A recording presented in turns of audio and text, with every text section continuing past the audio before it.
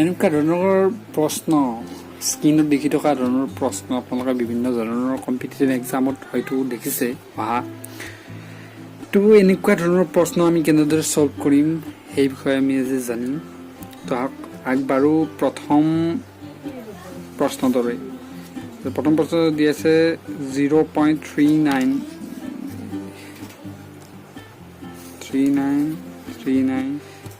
এই প্ৰশ্নটোক এনেদৰে লিখিব পাৰি 3939 বাৰ। এই বাৰডালে বুজায় যে 3939টো ৰিপিট হৈ আছে। তো আমি ইয়াক কেনেদৰে P/Q আকাৰত প্ৰকাশ কৰিম। প্ৰথমতে আমি চাব লাগিব ৰিপিট কিমানটা সংখ্যা হৈছে।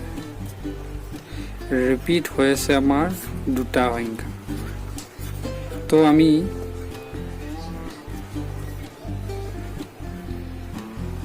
ডিনমিনেটৰ অৰ্থাৎ হৰত কি লিখিম, হৰত লিখিম দুটা 9, কাৰণ দুটা সংখ্যা ৰিপিট হৈছে 3 আৰু 9।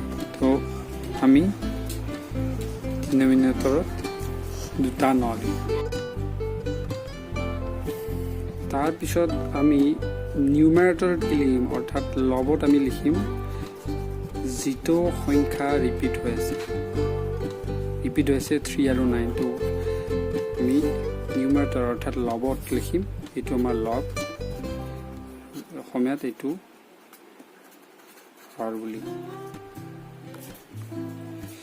তো যদিহে এনেকুৱা টাইপ থাকে, অৰ্থাৎ দুটা সংখ্যা আছে দশমিকৰ পিছত দুটা ৰিপিট হৈ আছে, তেতিয়াহ'লে আমি নিউমাৰেটৰত লিখিম ৰিপিট হৈ থকা সংখ্যাটো অৰ্থাৎ 3 আৰু 9, আৰু ডিনমিনেটৰত লিখিম যেইটা সংখ্যা ৰিপিট হৈছে সেইটা 9, অৰ্থাৎ দুটা সংখ্যা ৰিপিট হৈ থাকিলে দুটা 9, তিনিটা সংখ্যা ৰিপিট হৈ থাকিলে তিনিটা 9।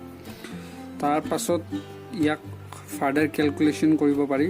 3ৰে বোথ ছাইড ডিভাইড কৰিলে 13 আৰু ইফালে 33, আৰু ইয়াৰ এনচাৰ হ'ব 13/33, এইটো হ'ব এনচাৰ। তো আমি নেক্সট এক্সাম্পলটোলৈ আগবাঢ়োঁ। নেক্সট এক্সাম্পলটো আমাৰ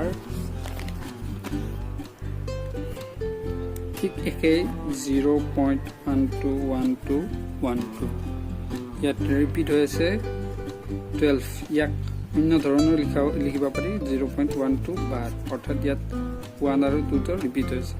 তো আমি ইয়াক কেনেদৰে P/Q আকাৰত প্ৰকাশ কৰিম। দুটা সংখ্যা ৰিপিট হৈ আছে, তো ডিনমিনেটৰত কি হ'ব দুটা 9, আৰু নিউমাৰেটৰত কি হ'ব দশমিকৰ পিছত বেলেগ সংখ্যা নাই, অকল ৰিপিট হৈ আছে 1 আৰু 2। তো ইয়াক ফাৰ্ডাৰ কেলকুলেশ্যন কৰিব পাৰি। 3ৰে বোথ ছাইড ডিভাইড কৰিব পাৰি।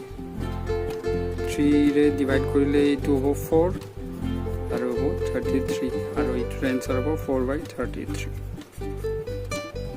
এইটো হ'ব এনচাৰ। এবাৰ আমি নেক্সট এক্সাম্পললৈ আগবাঢ়োঁ। নেক্সট এক্সাম্পলটো আছিল 0.001 বাৰ।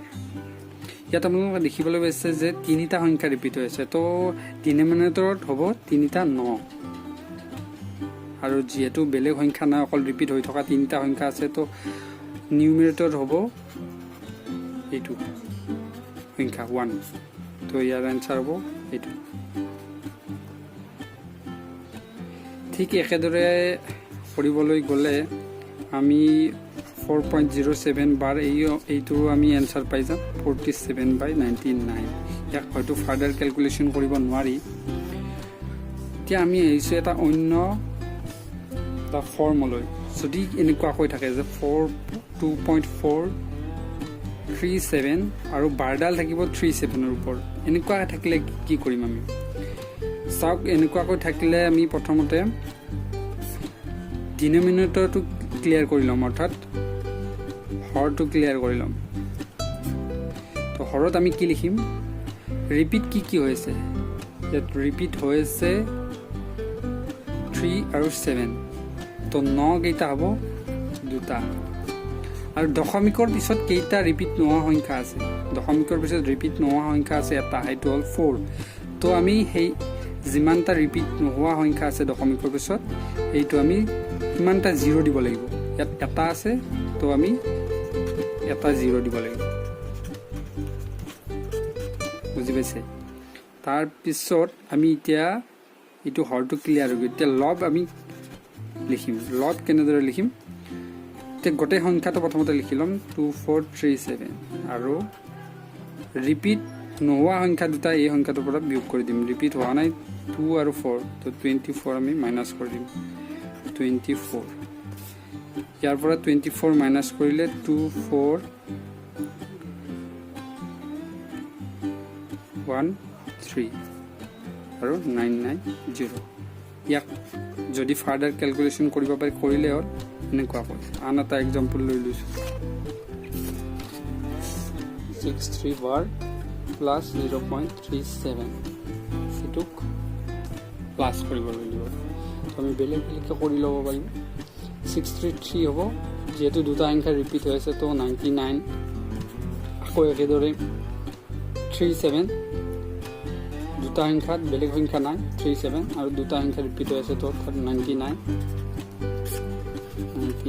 63 plus 37 to 200 এনেদৰে আমি এনেকুৱা ধৰণৰ কুৱেশ্যনসমূহ সলভ কৰিব পাৰোঁ ভিডিঅ'টো চোৱাৰ বাবে ধন্যবাদ আকৌ লৈ আহিম নতুন গণিত নতুন ভিডিঅ'ৰ সৈতে চাই থাকিব আমাৰ চেনেল